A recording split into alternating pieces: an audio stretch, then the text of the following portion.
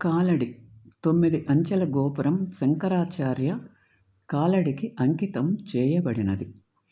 కాలడి ఎర్నాకుళం జిల్లా 35 కిలోమీటర్లు అనగా 22 మైళ్ళు కొచ్చిన్కు నార్త్ ఈస్ట్లో ఉన్నది. అందమైన పెరియార్ నది పై ఉన్న ఈ నిశ్శబ్ద పట్టణం గొప్ప తత్వవేత్త శంకరాచార్య జన్మస్థలంగా జరుపుకుంటారు. అతని జ్ఞాపకార్థం 2 పుణ్యక్షేత్రాలు 1910లో నిర్మించబడ్డాయి. నది ఒడ్డున ఒకటి శారదాదేవికి ఒకటి అతనికి, ఒకటి మరొకటి శారదాదేవతకు అంకితం చేయబడింది మరియు 2 శృంగేరి మఠంచే నిర్వహింపబడుతున్నాయి. సమీపంలోని శంకరాచార్యుల తల్లి ఆర్యాంబ సమాధి చేయబడిన ప్రదేశంలో స్థానికంగా బృందావన్ అని పిలుస్తారు.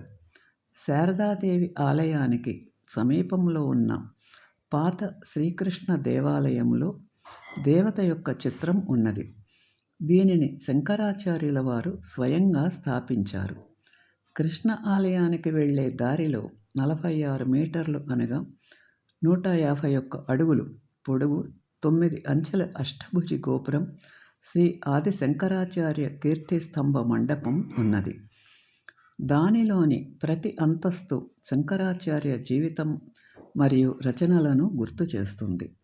పరిసరాలు: కాలడికి తూర్పున 8 కిలోమీటర్లు అనగా 5 మైళ్ళ దూరంలో ఉన్న మలయాటర్ చర్చిలో సెయింట్ థామస్ ఒక శిలువను ఏర్పాటు చేసినట్లు చెబుతారు. కాలడికి ఆగ్నేయంగా 22 కిలోమీటర్లు అనగా 14 మైళ్ళు దూరంలో ఉన్న 1000 సంవత్సరాల పురాతన రాక్ కట్ కాలిల్ టెంపుల్ నిజానికి జైన దేవాలయం. ఇది ఇప్పుడు మాతృదేవతకు అంకితం చేయబడింది.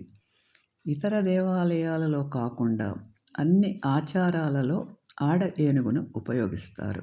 ఆదిశంకరాచార్య క్రీస్తు శకం 788-820 మధ్య ఉన్నట్లు సమాచారం. ఆదిశంకరాచార్య మరణించినప్పుడు కేవలం 32 సంవత్సరాలు. భారతదేశం యొక్క పొడవు మరియు వెడల్పులను పర్యటించారు. హిందూ గ్రంథాలపై వివేకవంతమైన వ్యాఖ్యానాలు రాశారు మరియు భక్తి పద్యాలు మరియు ప్రార్థనలను రచించారు.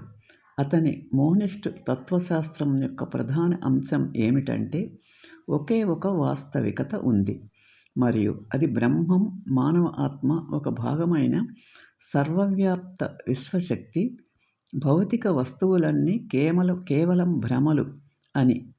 అతని తత్వశాస్త్రంలోని బౌద్ధ అంశాలు అతని జీవితకాలంలో అతను మారువేషంలో ఉన్న బుద్ధుడు అనే సనాతన బ్రాహ్మణ ఆరోపణలను రెచ్చగొట్టాయి. అతని చారిత్రక ప్రాముఖ్యత హిందుత్వానికి మేధోపరమైన ఆధారాన్ని అందించింది. తత్వవేత్త శ్రీ ఆది శంకరాచార్య జీవితం. ఈ వీడియో మీకు నచ్చితే లైక్ చేసి, షేర్ చేసి, సబ్స్క్రైబ్ చేయండి.